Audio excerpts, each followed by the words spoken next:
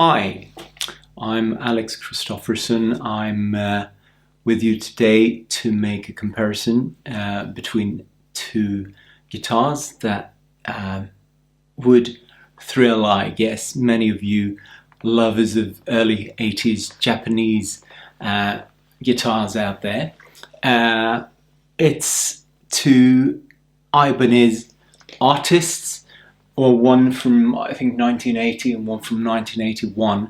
So they share a lot of similarities, both solid bodies, but they're also different in notable aspects. Okay, I could have started this video with like a million caveats. I can't play, I don't really know much about these guitars, and there's 100 things you could have done differently. The sound could be affected by like where you hit the strings or all kinds of things, and I'm simply not scientific on that. But as it happens, I do have access to both these guitars on this very day, and I simply couldn't resist making this video. I've read a lot of people comparing these guitars in articles, like in posts on various forums and stuff like that, but I haven't seen a shoulder-to-shoulder sound comparison of them, so I wanted to contribute that.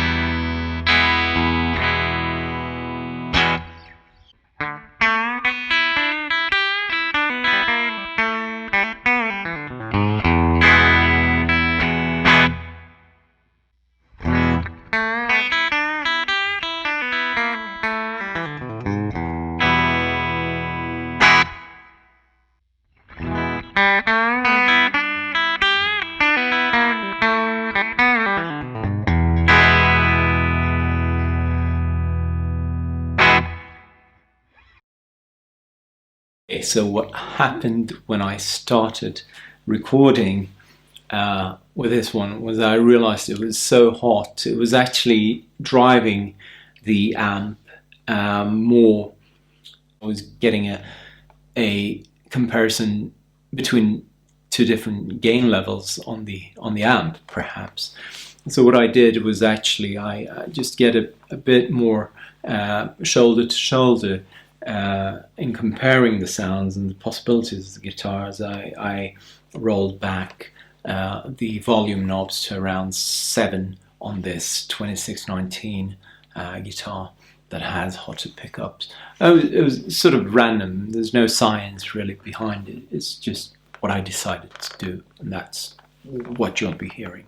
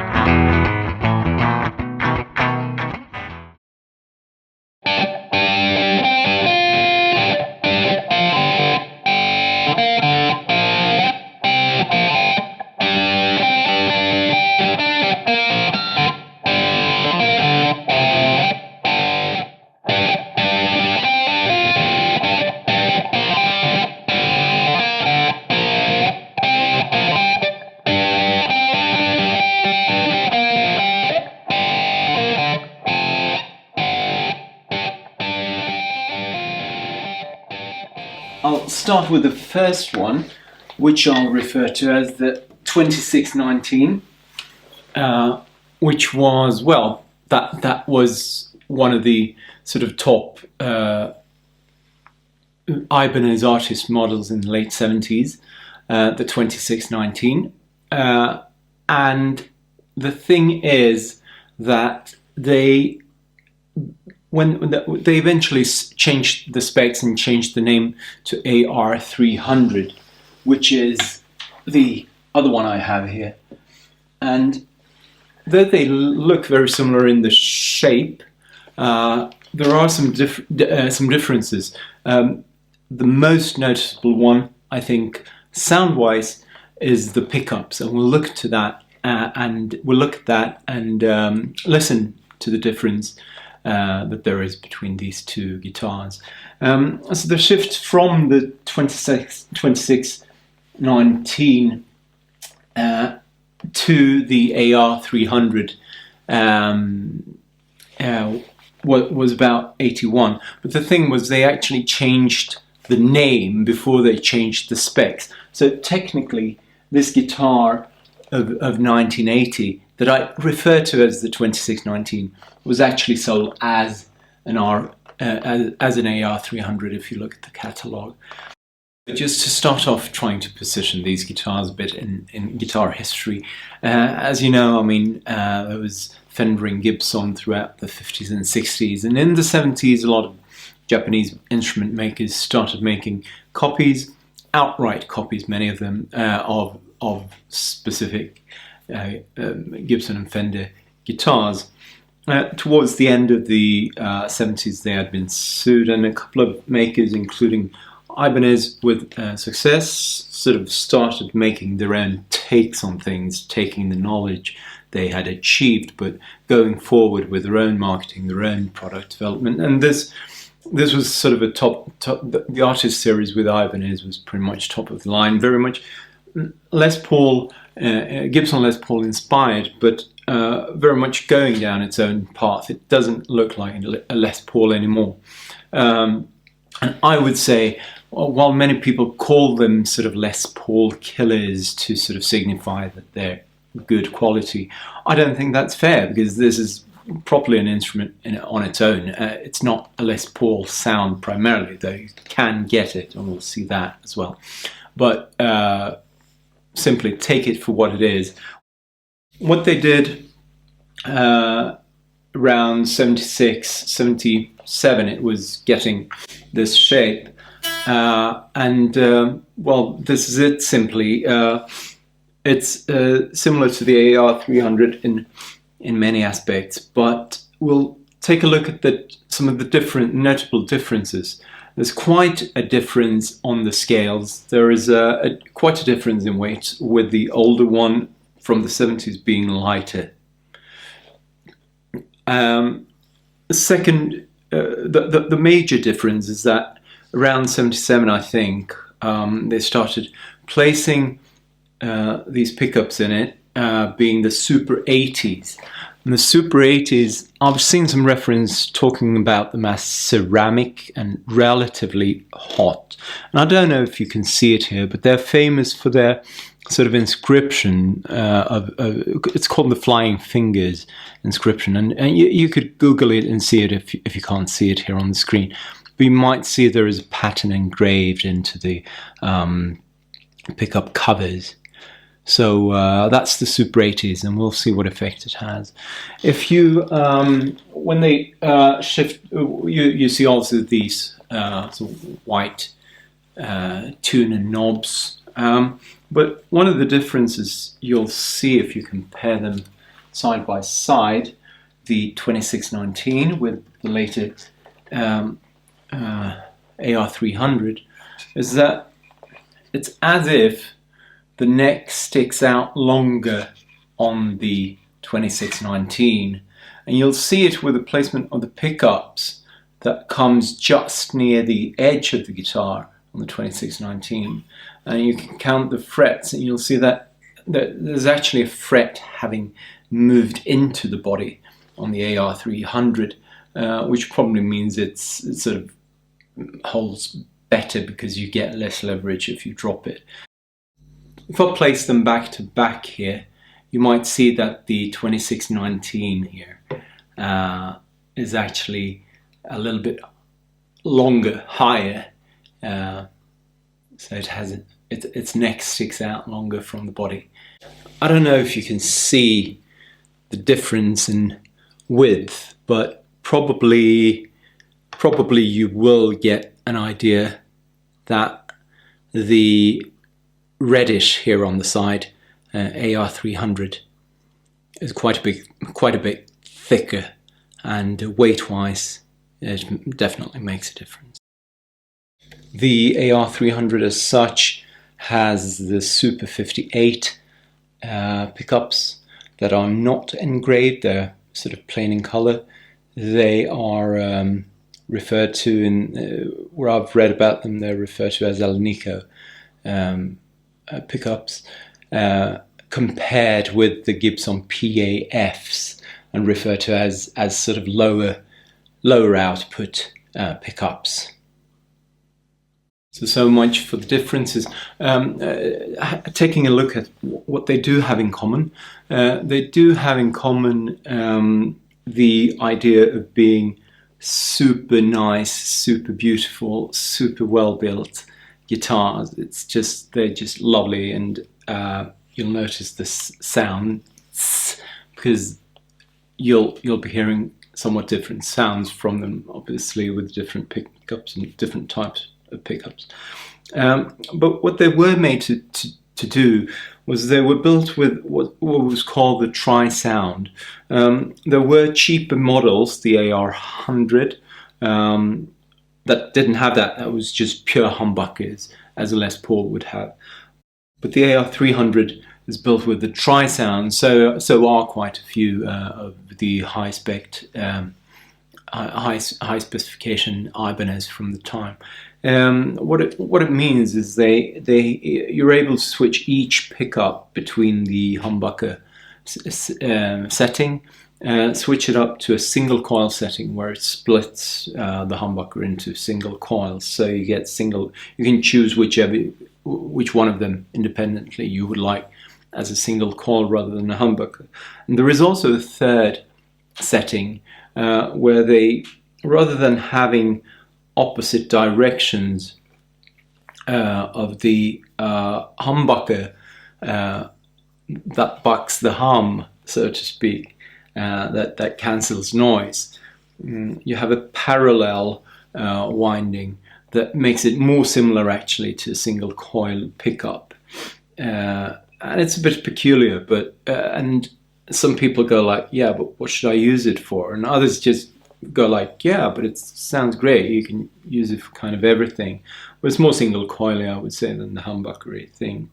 So you have these three independently, and you have the switch between neck pickup, bridge pickup, and both pickups, as you would on any Les Paul. Also the button, the knobs are 4 knobs as on Les Paul, with 2 volumes and 2 tones. But the thing is that with the 3 positions you can have here and the 3 positions you can have on each microphone, you actually get a combination of 27 sounds, and that's before you even started dialing the tones and the gain and the volume knobs, and it's before you even started switching between clean and crunch channels on your amp or anything. So I had started out this comparison project with the idea of comparing the various combinations you could make. But if you make that 27 combinations, and I have 2 guitars, that's 54.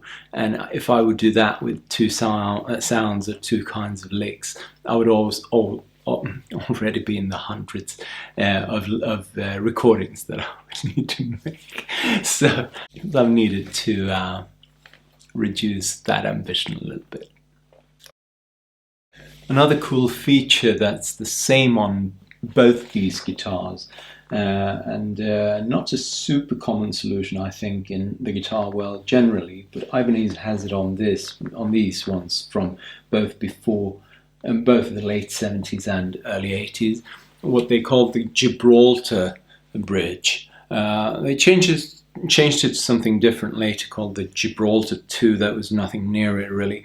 But the thing about this Gibraltar original bridge, I don't know if you can see it, but there is a block. There is a pretty big metal block, as wide and big as the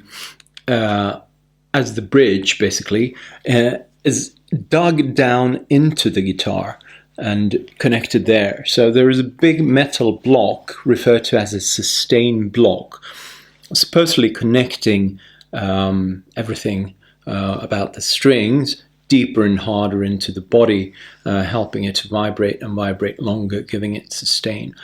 And with the amazing sustain that these guitars have, it's just amazing. I am inclined to believe that there is something about this bridge that actually works the way it's intended, but who am I to judge, actually?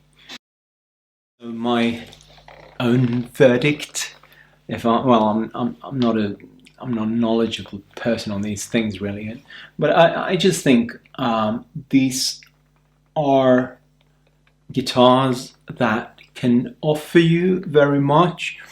It's they're very rich and ringing, and I just think they're not like, you know, some people call them Les Paul killers, but I think, you know, try to get out of that mindset if that's the mindset you're in, because I think these ones excel in the more open and ringing space in a way, whereas the Les Paul, also a super versatile guitar, but it may be sort of excelling in that rock, you know, nasal kind of rock sound. And I just think this is really deserves to be treated for what it is in itself, and they just, I'm not plugged in, but it's just ringing beautifully, and with the possibilities that it has. And you know, it's a guitar that, when you really learn getting into a guitar and listening to the sound and adjusting your style to how it sounds, that's a rich guitar that will help you develop and sort of paint your canvas your way. So I really think it's a guitar to grow with and take for what it is, and exploring the possibilities of it. And I'm talking, when I'm saying that, I'm talking generally about both. I mean, while they are different guitars, particularly being down to the different pickups, it's still, they're still very rich and versatile guitars. But obviously, if you really want to decide which track to go down, yeah, sure, listen to both guitars and actually make your choice on it, because with the different pickups, they are different guitars. So, well, I'm not really going to make a pick generally between these. I could say, perhaps personally, I happen to be perhaps more fond of the softer Super 58 sound, all down to my musical preferences. But I can still hear the beauty of the rocky punch that you get with the Super 80s. But this said, I mean, these are both beautiful and very versatile guitars. Get to know them, you'll be able to do a lot of the stuff you want to do with your guitar.